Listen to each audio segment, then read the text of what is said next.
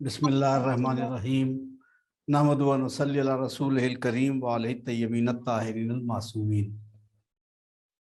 आवाज़ पहुँच रही है हमारी? जी जी जी आ रही है। जी ठीक है। इस वक्त अकायद का दर्स है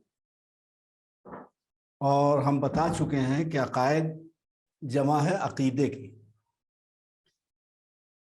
अकीदा वाहिद है और जब कई अकीदे एक साथ जमा हो जाएं तो उसे अकायद कहते हैं।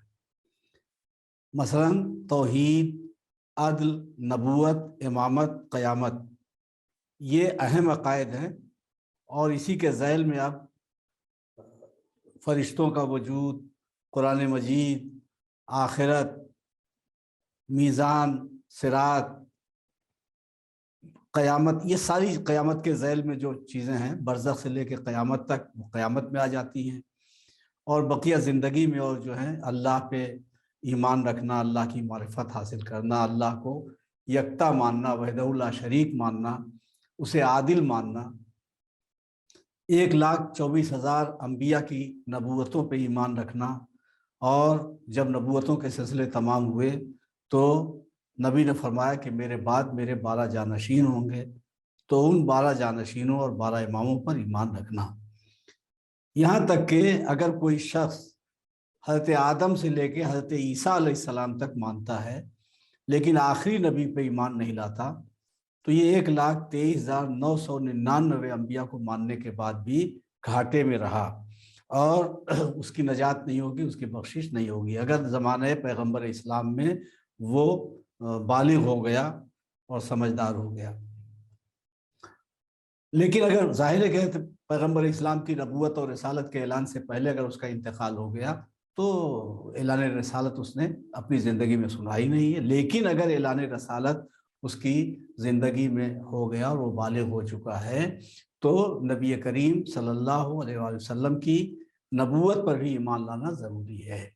अगर वो नहीं लाता ईमान, जैसा कि ईसाई लोग हैं, कहते ईसा तक मान करके रुक गए, यहूदी हैं जो कहते मूसा तक मान करके रुक गए, तो आदम से लेके मूसा तक माना उन्होंने, आदम से लेके ईसा तक माना उन्होंने, लेकिन घाटे में रहे, इसलिए कि बाद के जो नबी थे उनको नहीं माना। इसी तरीके से आखिरी नबी तक किसी ने माना, लेकिन नबी ने कहा कि मेरे बाद मेरे 12 जानशीन होंगे। तो अगर नबी के बाद मौला अली को नहीं माना तो ये नबूवतों का मानना काफ़ी नहीं। अब यहाँ से इमामत शुरू हो जाती है, यानी अव्वल तौहीद, दूसरे अदल, अल्लाह को वहदहू ला शरीक मानना, आदिल मानना। दो चीज़ें ये हो गई, ये मारिफत के ज़ैल में आई, अल्लाह की मारिफत के ज़ैल में। उसके बाद नबूवत, 1,24,000 अम्बिया अल्लाह ने भेजे, इसलिए कि हम में से कोई ऐसा नहीं है और किसी में हिम्मत नहीं है कि जाके खुदा से पूछें कि परवरदिगार सुबह की 2 रकात पढ़ें या 5 रकात पढ़ें, किसी की हिम्मत नहीं है। और ना अल्लाह आकर हमारे दरमियान बता सकता है कि सुबह की 2 रकात पढ़नी है या 4 रकात पढ़नी है। तो ना अल्लाह हमारे दरमियान आ सकता और ना हम खुदा तक अहकाम मालूम करने के लिए पहुंच सकते हैं। तो दरमियान में वसीला चाहिए जो अल्लाह के यहाँ से हुक्म ले और बंदों तक पैगाम पहुंचाए। तो 1,24,000 अम्बिया इसीलिए आए ताकि वो अल्लाह का पैगाम बंदों तक पहुंचाए। अब मसलहत इलाही ये हुई कि आखिरी नबी सैयदुल अम्बिया के बाद नबूवत का सिलसिला तमाम हो जाए, रिसालत का सिलसिला ख़त्म हो, आखिरी नबी ये करार पाए। अब आपकी नबूवत और रिसालत हमेशा के लिए है, तो अब आपकी रिसालत की जानशीनी में ये 12 इमाम हैं जिसे इमामत कहते हैं। तो अब 12 इमाम हैं। तो अब यहाँ भी वही सिलसिला है कि मान लीजिए किसी ने मौला अली को माना लेकिन इमाम हसन को नहीं माना, इमाम हसन को माना, इमाम हुसैन को नहीं माना, यहाँ तक कि छठे इमाम को माना, वहाँ जाके रुक गए। जैसा कि एक तबका है जो कि छठे इमाम तक मानता है, 7वें इमाम को माज़अल्लाह नहीं मानता। और वो लोग ज़ियारतों का भी सफ़र करते हैं, तो बस करबला तक जाते हैं सफ़र करने के लिए और बकिया और अइम्मा के ज़ियारत के लिए नहीं जाते। यानी वो चूँकि छठे इमाम तक मानते हैं तो मदीने गए, वहाँ ज़ियारतें मिल गई, नजफ़ आए, मौला अली की ज़ियारत उन्हें मिल गई, करबला आए, इमाम हुसैन की ज़ियारत नसीब हो गई। तो अब उसके बाद मशहद वगैरह वो नहीं जाते। تو چھٹے امام تک مان کر کے بھی وہ گمراہ رہ گئے، اس لیے کہ انہوں نے ساتویں امام کو نہیں مانا۔ اسی طریقے سے بہت سے وہ لوگ ہیں جنہوں نے 11ویں امام تک مانا، مگر ان کا عقیدہ یہ تھا کہ 11ویں امام کی کوئی اولاد نہیں ہے، اور انہیں جیسے ان کو یہ یقین تھا کہ اب ان کے بعد کوئی نہیں، حالانکہ نبی نے کہا تھا کہ میرے بعد میرے 12 جانشین ہوں گے، اور 11ویں امام نے 12ویں امام کی ولادت کے موقع پر خاص مقامات پہ عقیقے کا گوشت وغیرہ بھی بھیجا تھا، اور کچھ لوگوں کو دکھا بھی دیا تھا کہ یہ میرا فرزند ہے جو میرے بعد امام ہے، تو حجت تمام کر دی تھی امام نے۔ تو اگر 11 امام تک بھی مانا اور 12ویں کو نہیں مانا تب بھی وہ گمراہ ہے۔ حد یہ ہے کہ 12 کو مان لیا، 12ویں امام کو بھی مان لیا، مگر ان کی غیبت پہ ایمان نہیں ہے، اور اگر غیبت پہ ایمان ہے تو یہ ایمان نہیں کہ وہ ظہور فرمائیں گے، تشریف لائیں گے اور حکومت کریں گے۔ مقصد یہ کہ رسول کی کسی بھی ایک بات پر اگر ہم ایمان نہیں لائے تو عقیدہ ہمارا ناقص رہ جائے گا۔ جس نبی نے بتایا کہ اللہ ایک ہے، جس نبی نے بتایا کہ نبی 1,24,000 ہے، جس نبی نے بتایا کہ قیامت آئے گی، حساب و کتاب ہوگا، جنت ہے جہنم ہے، پوری تفصیل بتائی، اسی نبی نے بتایا کہ میرے بعد میرے 12 جانشین ہوں گے، اور 12ویں کے متعلق پوری تفصیل سے بتایا کہ وہ غیبت ہوگی، ظہور ہوگا، اور اس کے بعد جب آپ ظاہر ہوں گے تو آپ کی حکومت کیسی ہوگی، پوری تفصیل پیغمبر اسلام صلی اللہ علیہ وآلہ وسلم نے بتائی ہے۔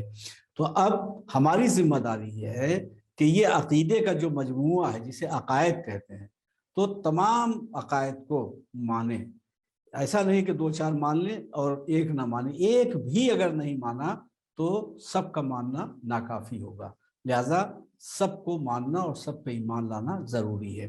اسی لیے عقیدے کی جمع ہے عقائد، اور عقیدہ لفظ عقد سے بنا ہے، یہ بھی ہم بتا چکے ہیں کہ عقیدہ لفظ عقد سے بنا ہے، عقد نکاح، ہم لوگ کہتے ہیں کہ عقد نکاح، شادی کے موقع پر جو نکاح پڑھا جاتا ہے کہتے ہیں عقد نکاح۔ عقد کیا ہے؟ عقد کے معنی ہے گرہ باندھنا، گرہ باندھنے کے معنی ہے، عقد کے معنی گرہ باندھنا۔ تو اب جن لوگوں نے اس کو سمجھا نہیں تو وہ شادی بیاہ اگر کرتے ہیں تو باقاعدہ وہ دولہا اور دلہن کا لباس ایک میں باندھ دیتے ہیں اور گرہ ڈالتے ہیں، اور اسے گٹھ بندھن کہتے ہیں اپنی زبان میں، یعنی وہ گرہ باندھنا، باقاعدہ گرہ باندھ کر کے شادی کی رسم انجام پاتی ہے۔ یہاں گرہ باندھنے سے مراد یہ نہیں، لوگ کہتے ہیں نا کہ ایک دم گرہ باندھ لیجئے، اس بات ایک گرہ باندھ لیجئے، گرہ باندھ لیجئے مطلب ایسا یقین پیدا کر لیجئے کہ اس میں شک نہیں پیدا ہونا چاہیے۔ تو ایسے ہی کچھ ایسی چیزیں ہیں جن پہ ہم اپنے عقلی دلائل سے ایسا ایمان قائم کریں، ایسی تصدیق کریں، اس طرح سے مانیں اور تسلیم کریں کہ پھر اس میں شک نہیں ہونا چاہیے۔ جیسے عقل نے ہمیں بتا دیا کہ اللہ ہے، اور اس کے بعد انبیاء نے اور آسمانی کتابوں نے بتایا کہ وہ اللہ ایک ہے، اس کا کوئی شریک نہیں ہے، اس میں یہ صفات پائے جاتے ہیں، یہ صفات نہیں پائے جاتے۔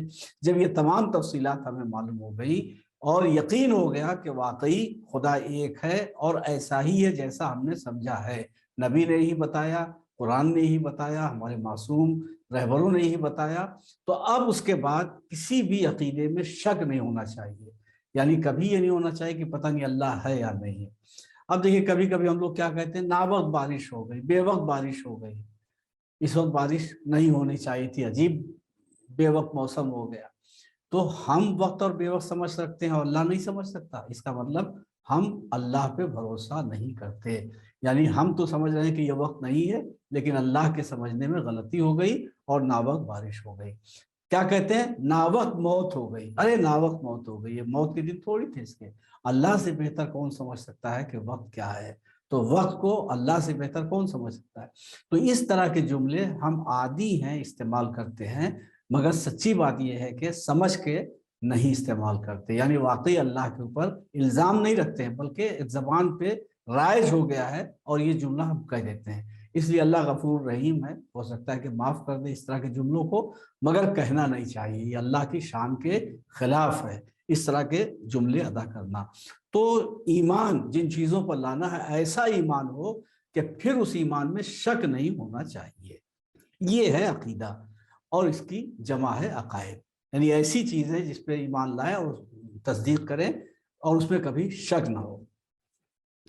تو عقیدے کی جمع عقائد۔ اب دیکھیے عقیدے کا تعلق جو ہے وہ ماننے سے، عقیدے کا تعلق ایک درخت ہے، اس کی جڑ ہوتی ہے اور اس کے بعد تنا ہوتا ہے، شاخیں ہوتی ہیں. جڑ زمین میں ہوتی ہے اور بقیہ پورا درخت جو ہے وہ اوپر ہوتا ہے، دکھائی دیتا ہے. تو جڑ زمین میں ہوتی ہے. ایسے ہی ایمان کی جڑیں دل میں ہوتی ہیں، دکھائی نہیں دیتی، لیکن جس طریقے سے شاخوں سے، ہری بھری شاخوں سے، پھل سے یہ اندازہ ہوتا ہے کہ جڑیں جو ہے وہ سلامت ہیں، درخت کی جڑ سلامت ہے. اگر سلامت نہ ہوتی تو پتے ہرے نہ ہوتے، شاخیں ہری نہ ہوتی، پھل نہ آتا. تو اسی طریقے سے اگر دین کی جڑیں ہمارے دل میں واقعی مضبوط ہیں تو پھر عمل سے ہریالی ظاہر ہونی چاہیے، عمل سے یہ اظہار ہونا چاہیے کہ ہمارا عقیدہ کیا ہے.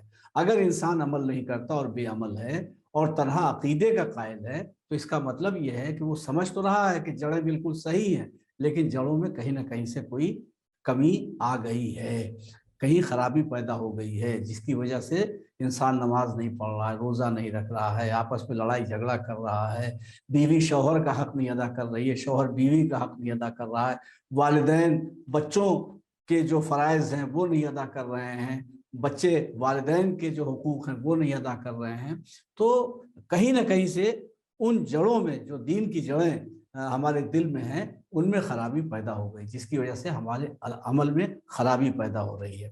اگر ہم غیبت کرتے ہیں، اگر ہم چوری کرتے ہیں، اگر ہم بے ایمانی کرتے ہیں، اگر ہم مومنین کو ایک دوسرے سے لڑا رہے ہیں، تو نماز بھی پڑھ رہے ہیں، لیکن اگر نماز پڑھ رہے ہیں اور یہ برائیاں پائی جاتی ہیں تو اس کا مطلب ہے کہ وہ جڑیں جو عقیدے کی ہیں وہ کہیں سے گڑبڑی اس میں ہو گئی ہے اور عمل کی شاخیں آہستہ آہستہ سوکھ رہی ہیں. تو ہمیں یہ چاہیے کہ ہم اپنے عمل کے ذریعے سے دنیا کو ثابت کریں کہ ہمارا عقیدہ درست ہے، جو دل کی گہرائیوں میں جو دکھایا نہیں جا سکتا. بھئی اللہ ایک ہے، ماننا ہے، ماننا ہے. جو چیز مان رہے ہیں، آدمی کیا مان رہا ہے کوئی کیا جانے. ہو سکتا ہے کوئی شخص کہہ رہا ہو کہ ہم مانتے ہیں کہ اللہ ایک ہے مگر منافق ہو سکتا ہے کہ وہ دوسرے خدا کو بھی مانتا ہو سکتا ہے کہ وہ اپنے عقیدے کے اظہار میں منافق ہو. منافق کا کام ہی ہے کہ دل میں کچھ ہوتا ہے، زبان پہ کچھ ہوتا ہے. تو اتنا مضبوط عقیدہ ہونا چاہیے کہ اس میں شک نہیں ہونا چاہیے. زبان اور دل، عقیدے اور عمل میں اختلاف نہیں ہونا چاہیے. عقیدہ اگر اچھا ہے اور سچا ہے تو عمل بھی اچھا اور سچا ہوگا، اور اگر عقیدہ مثلا خراب ہے تو عمل بھی گڑبڑ ہوگا، خراب ہوگا. اور اگر عمل کچھ کرتا بھی ہے انسان تو خدا کی بارگاہ میں قبول نہیں ہوگا، وہ اس لائق نہیں ہوگا عمل کہ خدا اس عمل کو قبول کرے. لہذا عمل کی قبولیت کے لیے ضروری یہ ہے کہ عقیدہ صحیح ہونا چاہیے. ہم اپنی زندگی کی مصروفیت سے اتنا وقت نکالیں کہ عقیدے کو سمجھ سکیں. اللہ یہ نہیں کہ اماں ابا نے کہہ دیا بیٹا اللہ ایک، پنجتن 5، امام 12، معصوم 14، تو ہم بس وہ یاد کیے ہوئے اسی پہ زندگی بسر کر رہے ہیں. اللہ کہہ رہا ہے نہیں، ماں باپ کے کہنے سے، استاد کے کہنے سے نہیں، عقل سے مانو، دلیلوں سے مانو، مطمئن ہو جاؤ دلیلوں کے ذریعے سے. اور جب دلیلوں کے ذریعے سے مطمئن ہو جاؤ تو اب زندگی میں کسی ایک معاملے میں بھی تمہیں شک نہیں ہونا چاہیے، نہ اللہ کی وحدانیت میں، نہ عدالت میں، نہ انبیاء کی نبوت میں کوئی شک ہونا چاہیے. جیسے بہت سے لوگوں نے کہا کہ فلاں دن مجھے نبی کی نبوت پہ شک ہوا، کسی نے نبی کے دماغ پہ شک کیا، تو اس کا مطلب یہ ہے کہ یہ عقیدے میں کمزوری ہے، یہ عقیدے میں خرابی ہے. ورنہ بھلا جب نبی کو نبی مان لیا اور یہ مان لیا کہ اللہ نے بھیجا ہے تو اب شک نہیں ہونا چاہیے. شک ہونا اس بات کی دلیل ہے کہ عقیدہ ہمارا مضبوط نہیں ہے، عقیدہ حلق سے نیچے نہیں اترا ہے، حلق کے اوپر ہی اوپر ابھی عقیدہ ہے. قرآن مجید نے اس طرف اشارہ کیا کہ یہ لوگ کہتے ہیں کہ ہم ایمان لائے، ان سے کہہ دو کہ تم مومن نہیں ہو، ایمان نہیں لائے بلکہ اسلام لائے ہو، یعنی تم نے اسلام کے سامنے سر جھکا دیا ہے لیکن ابھی تمہارا دل نہیں جھکا ہے. ایمان سر کے ساتھ ساتھ دل کے جھکنے کا نام ہے. چنانچہ یہاں پہ ایک واقعہ ہمارے ذہن میں آ گیا جو بتا دیں تاکہ سمجھنے میں آسانی ہو جائے کہ حضرت ابراہیم علیہ السلام بہت بڑے مہمان نواز تھے، اور سنا کرتی ہیں آپ لوگ کہ جس دن کوئی مہمان نہیں ملتا تھا تو اس دن بے چین ہو جاتے تھے اور مہمان کی تلاش میں نکل پڑتے تھے. یہ جناب ابراہیم کا عمل تھا. آج ہم لوگوں کا کیا حال ہے کہ اگر کوئی مہمان آ گیا تو دل دھڑکنے لگتا ہے، یا اللہ شکر مہنگی ہو گئی، دودھ نہیں ملتا، چائے کی پتی مہنگی ہو گئی، اور اگر کہیں کھانا بھی کھا لیا مہمان نے تو پھر گوشت لاؤ، چاول لاؤ، یہ کرو وہ کرو، مہنگائی حد سے زیادہ بڑھ گئی، بچوں کو کھلانے کے لیے ہے نہیں، مہمان کو کہاں سے کھلائیں. تو یہ اللہ پہ بھروسے کی کمی ہے۔ جو اللہ ماں کے پیٹ میں رزق پہنچا رہا ہے، وہ اللہ اگر ایک بندہ بندوں کے اوپر خرچ کرتا ہے تو خدا ہو کر اپنے بندوں پہ خرچ کیوں نہیں کرے گا؟ بس صرف اتنا خیال رہے کہ فضول خرچی نہیں ہونی چاہیے، اسراف نہیں ہونا چاہیے۔ مہمان نوازی کا حکم شریعت نے دیا ہے، تو اگر اللہ کے حکم کی پابندی کرتے ہوئے ہم مہمان کی خدمت کریں گے، مہمان پہ خرچ کریں گے، تو رازق پروردگار عالم ہے، اور اگر وہ رزق سے برکت چھین لے تو کتنی ہی کثرت ہو کوئی فائدہ نہیں ہے، لیکن دیکھنے میں کم ہو، برکت اگر ہو جائے تو تھوڑی سی چیز بھی بہت کافی ہے۔ جیسا کہ دعوت ذوالعشیرہ میں تھوڑا سا کھانا بڑے بڑے پیٹ رکھنے والے عربوں کے لیے کافی ہو گیا تھا۔ تو اللہ برکت دے۔ برکت کب دیتا ہے؟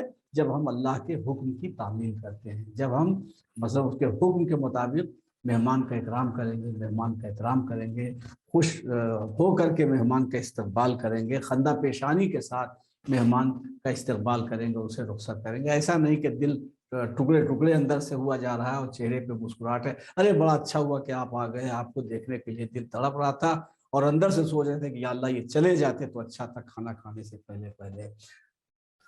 تو حضرت ابراہیم علیہ السلام کی سیرت کیا ہے کہ وہ مہمان نواز تھے، اور جب مہمان نہیں ملتا تھا تو مہمان کو تلاش کرنے کے لیے نکل جاتے تھے۔ ایک بار ایسا ہوا کہ جب مہمان نہیں کوئی آیا تو حضرت ابراہیم مہمان کی تلاش میں نکل پڑے، تو مزدوروں کا ایک قافلہ مزدوری کے لیے نکلا ہوا تھا، تو جناب ابراہیم نے دیکھا تو کہا بھائی ہماری دعوت قبول کر لو۔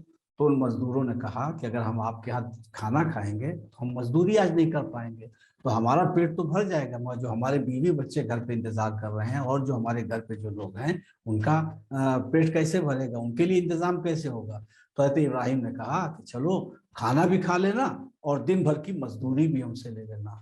اب بتائیے اگر آج کے دور میں کوئی ابراہیم ہوتا تو کتنا مزہ آ جاتا کہ کھانا بھی ملتا اور مزدوری بھی مل جاتی، گھر والوں کا خرچ بھی چل جاتا۔ یہاں تو خالی مہمان کو ہی دیکھ کے لوگ تڑپ اٹھتے ہیں اور گھبرا جاتے ہیں اور پریشان ہو جاتے ہیں۔ بہرحال وہ مزدور کو لے کر کے آئے اور کھانا کھلایا اور دن بھر کی مزدوری دی۔ کسی کام سے گھر میں گئے تھے ابراہیم علیہ السلام، تو مزدوروں نے کہا کہ بھائی انہوں نے ہمارے اوپر بڑا احسان کیا ہے۔ تو وہ دیکھیے مومن نہیں تھے، جناب ابراہیم کی نبوت پہ ایمان نہیں لائے ہوئے تھے، وہ غیر مومن تھے، ابراہیم کے ملت سے مسلک سے بالکل الگ تھے۔ تو جناب ابراہیم نے جو یہ احسان کیا تو ان کا انہوں نے بڑا احسان کیا ہمارے اوپر، کھانا بھی کھلایا اور مزدوری بھی دی۔ تو ذرا ان سے پوچھیں کہ اگر بھائی ہمارے لائق کوئی خدمت ہو تو آپ بتائیے، ہم خدمت کے لیے تیار ہیں۔ جیسے ہم لوگ کہیں جاتے ہیں تو کہتے ہیں بھائی ہمارے لائق کوئی خدمت ہو تو بتائیے گا۔ تو اب ہمارے لائق کیا خدمت ہوگی؟ اگر مان لیجیے کہ کسی کے یہاں شادی میں ہم گئے ہیں اور ہم مولانا ہو کر کے جائیں نکاح پڑھنے کے لیے، اور کہیں ہمارے لائق کوئی خدمت ہو تو بتائیے۔ تو لائق کا مطلب یہ ہے کہ دیگ تھوڑی وہ آپ سے اتروائیں گے، چاول تھوڑی آپ سے دھلوائیں گے، یا روٹی ٹوکرے میں رکھ کر کے آپ کے سر پر تھوڑی رکھیں گے۔ تو لائق خدمت کون؟ آپ کے لائق خدمت کون سی خدمت آپ کے حوالے کی جائے گی؟ لیکن انہوں نے کیا کہا کہ بھائی ہم اگر کوئی آپ مناسب سمجھیے گا، کوئی کام اگر آپ کہیے تو ہم انجام دینے کے لیے تیار ہیں۔ تو حضرت ابراہیم علیہ السلام نے بڑا اچھا جملہ کہا، ظاہر اللہ کے نبی ہیں، ان کے ہر جملے اچھے ہوتے ہیں۔ تو انہوں نے کہا کہ ہم نے یہ کھانا اپنے کسی مقصد یا اپنی کسی غرض کے لیے نہیں کھلایا ہے کہ ہم تم سے کوئی کام لیں، ہم نے اللہ کے لیے کھانا کھلایا ہے، اللہ ہمیں جزا دے گا، ہمیں تم سے کوئی خدمت نہیں لینی ہے۔ لیکن جب مہمانوں نے اصرار کیا کہ آپ کچھ کہیے، ہم کچھ تاکہ خدمت انجام دے دیں، ہمارا دل یہ چاہتا ہے کہ ہم آپ کی کوئی خدمت کریں، تو جناب ابراہیم نے پھر ایک بات کہی کہ اگر تمہارا اصرار ہے، تمہاری ضد ہے کہ کچھ کرنا چاہتے ہو، تو میں نے اپنے لیے تو کھانا کھلایا نہیں، خدا کے لیے کھانا کھلایا ہے، لہٰذا اگر تم کچھ کرنا چاہتے ہو تو میرے خدا کو ایک سجدہ کر دو۔ اب دیکھیے کتنی بڑی بات تھی کہ جو اللہ ایک خدا کے قائل نہیں تھے، اس ایک خدا کو سجدہ کرنا یہ ان کے لیے بہت مشکل بات تھی۔ تو انہوں نے کہا کہ ابراہیم اور کوئی کام کہو، یہی ہم سے نہیں ہو سکتا، یہ کام ہم سے نہیں ہو سکتا۔ تو جناب ابراہیم نے کہا کہ ہماری طرف سے کوئی دباؤ نہیں ہے، کوئی ضد نہیں ہے، کوئی اصرار نہیں ہے، اگر تمہارا دل نہیں چاہتا تم سجدہ نہ کرو، تم چلے جاؤ، ہم نے تم سے کسی خواہش کا اظہار نہیں کیا تھا، تمہیں نے کہا تم نے کہہ دیا۔ تو وہ اٹھے اور چند قدموں کا فاصلہ طے کیا۔ تو پھر اب دیکھیے منافقت اسی کو کہتے ہیں، چند قدموں کا فاصلہ طے کیا تو انہوں نے کہا کہ چلو ایسا کرتے ہیں کہ دل سے سجدہ نہیں کریں گے، سر جھکا دیں گے تاکہ ان کا احسان اتر جائے۔ تو ہم دل سے سجدہ نہیں کریں گے، سر جھکا دیں گے دکھاوے کے لیے، تو ظاہری اعتبار سے سر جھکا دیں گے، مگر دل سے سجدہ ان کے خدا کو نہیں کریں گے۔ تو بات دل کی مانی جاتی ہے اور دل سے سجدہ نہیں کریں گے۔ تو یہ آئے اور جناب ابراہیم کو آواز دی دروازے پا کہ ابراہیم آئے، کہا کیا بات ہے؟ کہا ہم تمہارے خدا کو سجدہ کرنے پہ راضی ہو گئے ہیں۔ تو جناب ابراہیم کہا ٹھیک ہے کر لو سجدہ۔ تو وہ سب کے سب سجدے میں چلے گئے۔ جب سر جھکے سجدے کے لیے، اللہ کے سجدے کے لیے ان مزدوروں کے سر جھکے تو جناب ابراہیم کے دونوں ہاتھ اٹھے، بلند ہوئے، ان کے سر جھکے، ابراہیم کے دونوں ہاتھ اٹھے اور دعا کی، پروردگار عالم سروں کا جھکانا میرا کام تھا، دلوں کا جھکانا تیرا کام ہے، میری ذمہ داری تھی، میں نے سر جھکا دیے، اب ان کے دل میں تو اپنی محبت پیدا کر دے تاکہ یہ دل سے تیرا سجدہ کرنے پہ راضی ہو جائے۔ ابراہیم کی دعا قبول ہوئی اور اب وہ اٹھے تو ابراہیم کے دین کا کلمہ پڑھا انہوں نے اور جناب ابراہیم کے دین پر ایمان لائے۔ تو یہاں یہ پتہ چلا کہ سر کا جھکانا اور ہے، دل کا جھکانا اور ہے۔ مسلمان، اصلی مسلمان اس وقت تک نہیں ہو سکتا جب تک خدا کی بارگاہ میں سر کے ساتھ ساتھ اس کا دل نہ جھکے۔ اگر ہمارے کردار میں خرابی پائی جاتی ہے، اگر نماز اور روزے سے ہمیں محبت نہیں ہے اور اس کی اہمیت ہماری نظر میں نہیں ہے، قدر و قیمت نہیں ہے، تو اس کا مطلب یہ ہے کہ عقیدے کو ابھی ہم نے دل سے نہیں مانا ہے، دل کی گہرائی میں عقیدہ نہیں پہنچا ہے۔ بلکہ علماء نے یہاں تک کہا ہے، بعض علماء نے، کہ اگر کسی وقت تمہاری نماز قضا ہو جائے، دیکھیے جو نہیں پڑھتے ان کا تذکرہ نہیں ہے، جو نہیں پڑھتے تو گناہ گار نہیں ہیں، لیکن جو پڑھتے ہیں ان کے لیے علماء نے کہا ہے کہ اگر تمہاری نماز قضا ہو جائے اور کسی وقت نماز نہ پڑھ سکو تو جائزہ لو اپنا کہ کیا غلطی تم سے ہوئی کہ اللہ نے تمہیں اپنے مصلی پر اس وقت آنے کے قابل نہیں سمجھا۔ جیسے کبھی کبھی سرکاری ملازم سے کوئی غلطی ہو جاتی ہے تو مثلا ایک وقت کے لیے اسے باہر کر دیا جاتا ہے آفس سے، یا مان لیجیے کسی اسٹوڈنٹ سے، کسی طالب علم سے کوئی غلطی ہو جاتی ہے تو ٹیچر کہتا ہے کہ آج کلاس سے باہر چلے جاؤ۔ تو جیسے اسٹوڈنٹ سے، طالب علم سے غلطی ہو جاتی ہے اور مدرس، ماسٹر، استاد اس سے کہتا ہے کہ آج کلاس سے باہر چلے جاؤ، تو وجہ کیا ہے کہ اللہ نے مصلی کی کلاس سے ہمیں باہر کر دیا۔ تو اگر کبھی نماز قضا ہو جائے تو ادا تو کرنا ہی ہے، لیکن اپنے نفس کا جائزہ لو کہ آج غلطی کیا ہوگی کہ آج اللہ نے مصلی کی کلاس سے ہم کو باہر رکھا اور مصلی پہ آنے کے قابل نہیں سمجھا، اور یہ سزا ہمیں کیوں ملی۔ تو عقیدہ جب دل کی گہرائیوں، اب یہ عقیدہ دل میں جتنا مضبوط ہوتا ہے عمل کے اظہار میں ویسے ہی باتیں سامنے آتی ہیں۔ جیسے ہمارے معصومین علیہ السلام ہیں، جب وضو کے لیے آتے تھے تو چہرے کا رنگ زرد ہو جاتا تھا، جب مصلی کے لیے آتے تھے تو عجب جسم میں کیفیت اور لرزہ طاری ہو جاتا تھا، عجب کیفیت ہو جاتی تھی۔ مولائے کائنات کے متعلق یہ ہے کہ بہت سے لوگوں کو یہ دھوکہ ہوتا تھا کہ علی اس دنیا سے رخصت ہو گئے ہیں۔ تو دل میں معرفت جتنی گہری ہوتی جاتی ہے عمل ویسے ہی ظاہر ہوتا ہے۔ تو یہ ہم نماز پڑھتے ہیں، دل نہیں لگتا، ذہن کہیں ہوتا ہے، نماز کہیں پڑھ رہے ہوتے ہیں، زبان کہیں چل رہی ہے، اس کا مطلب دل میں معرفت کی کمی ہے، عقیدہ دل تک نہیں پہنچا۔ تو دل سے ماننے کا نام عقیدہ ہے۔ جب بہت سی باتوں کو دل میں جگہ دے دی جائے اسے عقائد کہتے ہیں، مان لیا جائے دل سے اسے عقائد کہتے ہیں۔ تو اب ماننا ہے، عقیدہ کسے کہتے ہیں؟ جو جن چیزوں کو ماننا ہے، اس کا تعلق عمل سے نہیں ہے، اس کا تعلق ماننے سے ہے۔ تو اب کیا ہے؟ جیسے تمام دین کے ارکان جو ہیں ان پہ ایمان رکھنا، اللہ پہ ایمان رکھنا، اس کے رسولوں پہ ایمان رکھنا، رسولوں کے بعد اماموں پہ ایمان رکھنا، اللہ کی کتابوں پہ ایمان رکھنا، فرشتوں پہ ایمان رکھنا، یوم آخرت یعنی قیامت پہ ایمان رکھنا، یہ ساری چیزیں جو ہے وہ عقیدے میں شامل ہیں۔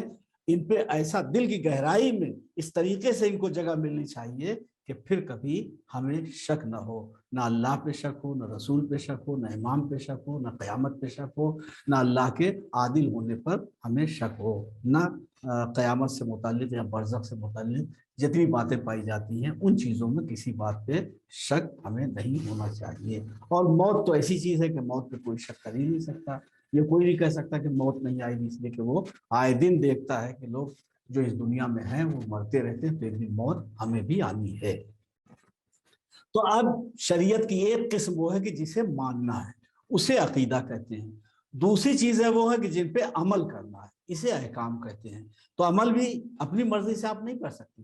مثلا اگر پانی نقصان کرتا ہو، وضو آپ کو کرنا ہے سردی کے زمانے میں، ٹھنڈک کے زمانے میں وضو آپ کو کرنا ہے، اور پانی سے سخت نقصان پہنچنے کا اندیشہ ہے یا پانی نہیں مل رہا ہے، تو اللہ نے دوسرا حکم کیا دیا؟ اس حکم کو بدلا.